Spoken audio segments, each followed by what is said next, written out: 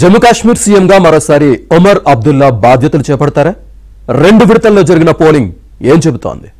10 ఏళ్ల తర్వాత జరుగుతున్న కాశ్మీర్ ఎన్నికలపై సర్వేలు ఏమంటున్నాయి?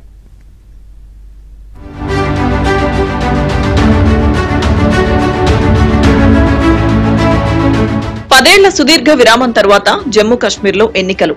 భారీ భద్రత నడుమ నేడు 2వ విడత పోలింగ్. 26 నియోజకవర్గాల నుంచి 239 మంది పోటీ. 3వ విడత ఇంకా మిగిలే ఉంది. 2వ విడతలో 25.78 లక్షల మంది ఓటర్లు తమ భవితవ్యాన్ని నిర్ణయించుకున్నారు. జమ్మూ కాశ్మీర్ మొత్తం ఉద్విగ్న వాతావరణం. ఆర్టికల్ 370 రద్దు. జమ్మూ కాశ్మీర్ ను 2 కేంద్రపాలిత ప్రాంతాలుగా విభజించిన తరువాత జరుగుతున్న తొలి ఎన్నికలు కావడంతో దేశమంతా ఆసక్తి నెలకొంది. గతానికి భిన్నంగా ఈసారి జమ్మూ కాశ్మీర్ లో భారీగా పోలింగ్ నమోదవుతుంది. ఇటీవల జరిగిన లోక్సభ సార్వత్రిక ఎన్నికల్లో జమ్మూ కాశ్మీర్ లో 58.46% ఓటింగ్ నమోదైంది. ఇదే జమ్మూ కాశ్మీర్ లో గడిచిన 35 ఏళ్లలో అక్కడ నమోదైన అత్యధిక పోలింగ్. 2019తో పోలిస్తే 2024లో కాశ్మీర్ లోయలో ఏకంగా 30% మేర ఓటింగ్ పెరిగింది. ప్రస్తుత అసెంబ్లీ ఎన్నికల్లో సైతం మొదటి విడత పోలింగ్ లో 61% ఓటింగ్ నమోదైంది.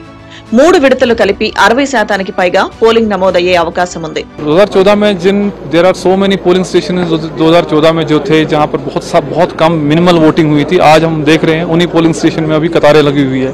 एंड वी हैव क्योंकि हमारे पास वेबकास्टिंग है तो हम देख सकते हैं इन पोलिंग स्टेशन में इस टाइम बिल्कुल लोग आ रहे हैं, वोट कर रहे हैं. It's a big change and we are expecting कि जो भी पुराने असेंबली के जो उनके स्टैटिस्टिक्स या परसेंटेज ऑफ पोलिंग थी हम वो आज इंशाल्लाह ब्रेक करेंगे. इलेक्शन है, बहुत अरसे के बाद हो रहा है, ये सबको मालूम है इस चीज़ की. तो कहीं ना कहीं मैं समझता हूँ कि लोगों का जो मिजाज है वो बदलाव की ओर है और लोग चाहते हैं जम्मू कश्मीर में, खास करके गांदरबल में एक डायनास्टिक रूल रहा है अभी तक. यहाँ पे एक लेगेसी रही है पिछले कई सालों से. तो उस चीज को लेके लोगों का जो अभी प्रयास है यहाँ ना उनको इसका है. हम माता पिता होने के नाते हमें इसका कोई रति भर भी इस चीज से हमारा कोई लेना देना नहीं है. हमें यही है कि अगर देश के लिए वो काम कर रहे हैं, यहाँ कहीं भी वो पार्टी उनको चाहे रखे, हमें वहीं उनको आशीर्वाद देंगे. గతంలో ఉగ్రవాదుల దాడులు, హెచ్చరికల వల్ల ప్రభుత్వ ఉద్యోగులు సైతం భయపడే పరిస్థితి ఉండేది. సామాన్య ప్రజలు బయటకు వచ్చి ఓటు వేయలేకపోయేవారు. ఇప్పుడు వాతావరణం కొంత మెరుగుపడింది. జనం స్వేచ్ఛగా ఓట్లు వేస్తున్నారు. జమ్మూ కాశ్మీర్ లో పరిస్థితి చూస్తే బీజేపీకి బాగా ఎదురుగాలి వీస్తుంది. ప్రాంతీయ పార్టీలన్నీ ఒక్కటై జమ్మూ కాశ్మీర్ కు స్వయం ప్రతిపత్తి కల్పించే ఆర్టికల్ 370 రద్దుకు వ్యతిరేకంగా గళమెత్తాయి. జమ్మూ కాశ్మీర్ రాష్ట్ర హోదా పునరుద్ధరణకు కృషి చేస్తామని హామీ ఇచ్చింది. ఆర్టికల్ 370 గురించి ఆ పార్టీ ఏమీ మాట్లాడటం లేదు. ఇక ఈ ఎన్నికల్లో సంక్షేమ పథకాలు, ఉద్యోగాల కల్పన లాంటివి ప్రధాన పార్టీల కీలక హామీలు. ఈ ఎన్నికల ఫలితాలను కశ్మీర్లో నిరుద్యోగం తీవ్రంగా ప్రభావితం చేస్తుంది.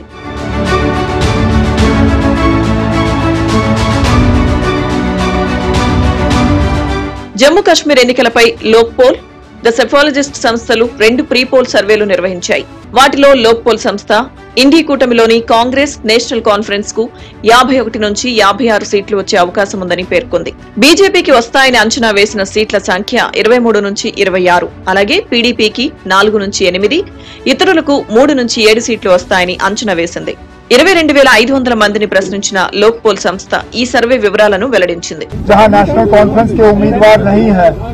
वहाँ कांग्रेस के साथ हमारे अलायंस के तहत कांग्रेस के उम्मीदवार को जो है वोट मिलने चाहिए और उम्मीद ये की जा रही है कि 8 अक्टूबर के बाद अक्सरियत हमारी होगी और नेशनल कॉन्फ्रेंस कांग्रेस की यहाँ पे अलायंस गवर्नमेंट जो है काम करेगी. इस बारे में कमेंट करते हैं तो गवर्नमेंट ऑफ इंडिया की तरफ से बयान आता है कि जम्मू कश्मीर जो है वो हमारा अंदरूनी मामला है, इस पर दूसरों की दखल नहीं होनी चाहिए.